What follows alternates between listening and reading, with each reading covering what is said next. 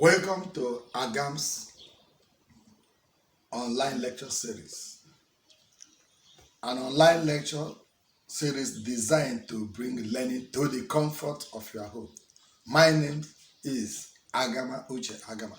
Today we are going to take our lectures on part 6 of the course General Biology 1, GNS 132 stroke 230. The topic of today's discussion is man and his environment. Man and his environment. Ecology. Definition. What is ecology? Ecology is the study of the relationship between living organisms and their non-living environment. The study of the relationship between living organisms and their environment. The study of the life of an individual organism is called autoecology. Autoecology. The study of the life of a group of organisms is called community ecology or scene ecology. For us to understand ecology well, we are going to look at ecological terms. Ecological terms. Ecological terms. And we're going to discuss some of them that will enable us to understand what we are discussing. 1. Abiotic factors. All the factors in an environment that are not living are called abiotic factors. Biotic factors. All the factors in the environment that are living, including plants, animal, and us, man. Remember the topic said man and his environment. All living things make up the what? Biotic factors.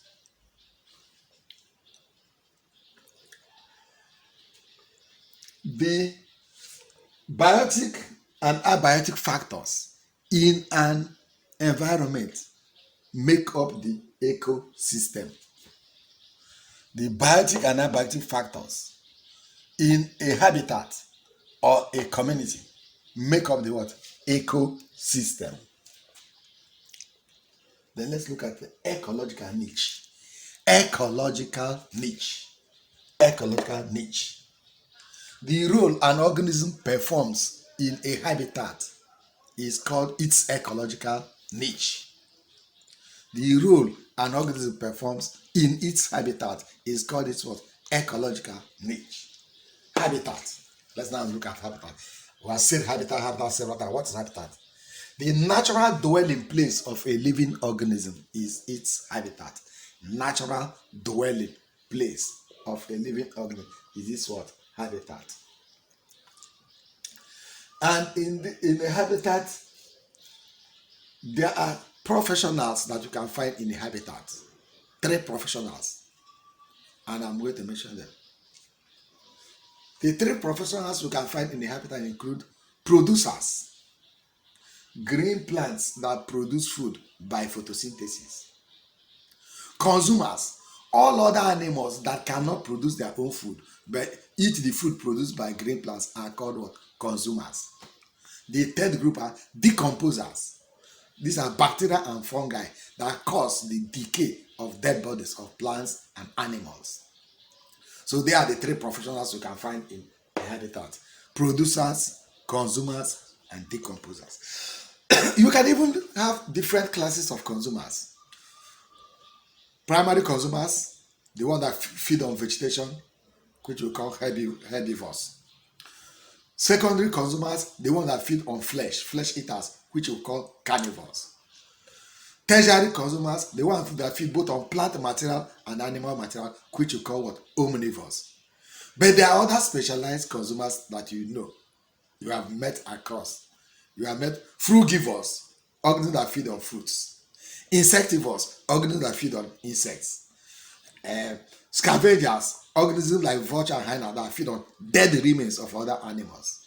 Detritivores, millipede that feed on decaying plant fragments. All these are different levels of consumers. Frugivores like monkeys and squirrels and fruit bats that feed on what? Fruits. These are different specializations. Let's not waste our time on that.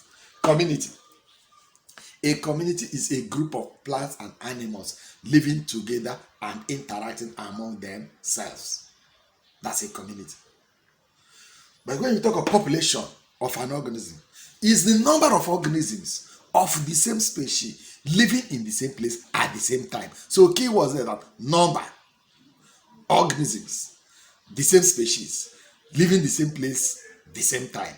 So what the lecturer will be looking in your exam, number, species, same place, same time. That's why you can say that population of Nigeria as at 1991.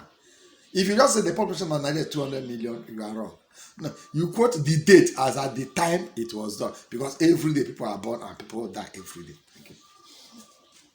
Feeding relationships. Feeding relationships. One is parasitism.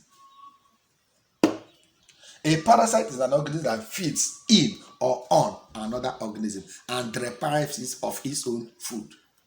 You can have ectoparasites, those that live outside, and you can have endoparasites, those that live inside. Symbiosis. This is a type of feeding relationship between a symbiont and a host. In this relationship, both the host and the symbiont gain from the relationship. Example, nitrogen-fixing bacteria and root nodules of leguminous plant.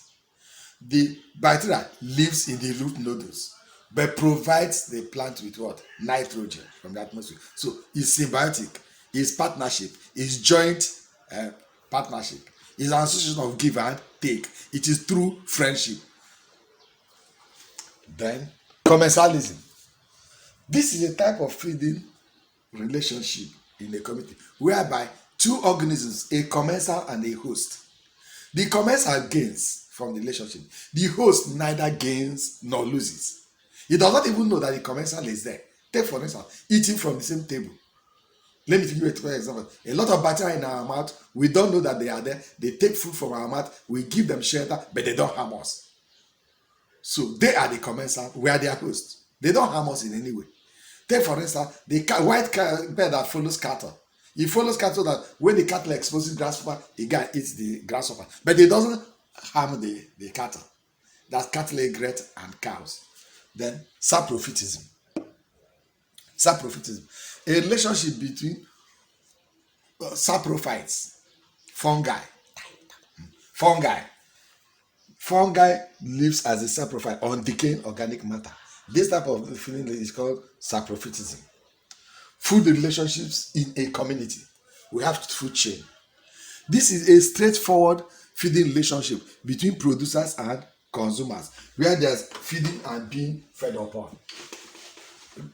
Straightforward feeding relationship between producers and what? Consumers. Producers, consumers. Suppose these producers are grass. The first consumer here can be grasshopper. The grasshopper can be fed upon by lizard. The lizard can be fed upon by man. This is a food chain. Straightforward feeding relationship between producers and consumers. You can also have food web. A complicated food chain is a food web, where there's feeding and being fed upon. From a food web, you can take so many food chains out. Take for instance, if you have grass here, grasses, and you have seaweed. You can have grasshopper here. You can have fish here.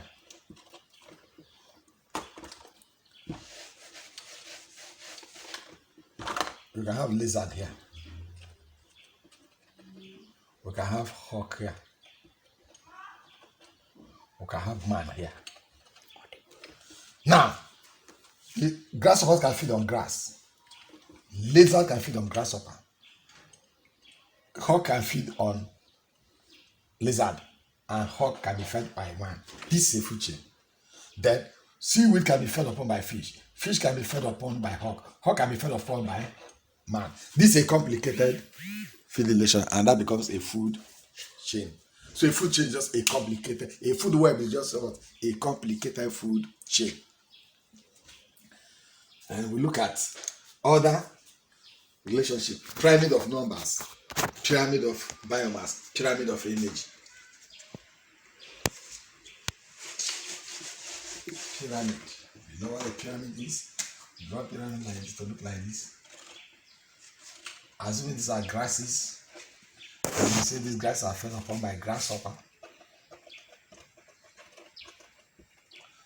lizard, hawk, man. This pyramid of what? Numbers. Is a chart that shows the relationship between producers and consumers. A chart that shows the relationship between producers and consumers. Simple. This is my 1,000, 100, 70, 10, 2. That's it. If there's more grasshopper than grasses, the grasshopper will die. So the organism at the base will always be smaller than the one on top, so that the food chain can balance. Otherwise, there'll be hunger, scarcity, and death. Thank you. Then, when you these numbers becomes kilogram, for instance, is no longer a pyramid of energy, but pyramid of what? Biomass, the quantity of matter in the body of a living what? Organism. If this number changes to joule, it now becomes pyramid of what? Energy. The energy transfer from one feeding level to another. Laws of thermodynamics. There are two laws of thermodynamics. The first law states that energy can neither be created nor destroyed, but can be transferred from one form to another. The second one says that no energy transformation mechanism is 100% efficient, because energy can always be lost in the form of what? Heat. Microbes in action. You know, a lot of microbes, germs, bacteria, fungi, viruses, protozoa, algae, helminths, they cause disease of man. Waterborne diseases, foodborne diseases. Some of these microbes are useful, like useful bacteria. Some of them are harmful, like the one that causes disease, sexually transmitted disease. So you can always list a lot of these of bacteria, fungi that cause disease. In terms of disease, the name of the disease, the mode of transmission, the symptoms, and the treatment. You can have your notebook of your own and expand it as much as you can. Environmental pollution, released by man of materials in the environment that degrade or reduce the quality of the environment. Any agent that causes pollution is called what? A pollutant. And there are different types of pollution: water pollution, land pollution, noise pollution, air pollution, etc. There are two forms of pollution: points pollution and non-point pollution. When you know the direction the pollution is coming from, that is what? Point pollution. But when you don't know the direction, is non-point what? Pollution. Any agent that causes pollution is called what? A pollutant. Effects of pollution: it can cause choking, like as choking in fish, poisoning, diseases, lack of visibility in the aircraft. There are so many effects both in water and on land, and there's different ways of controlling what? Pollution, by reducing pollutants from the atmosphere. You get a lot of textbook on this topic, and you have been treating it all this while. Thank you for listening. If you are thrilled by this our lecture, click on the red button. Till next time when I say to you, I remain your lecturer, Agama you, Agama. Thank you.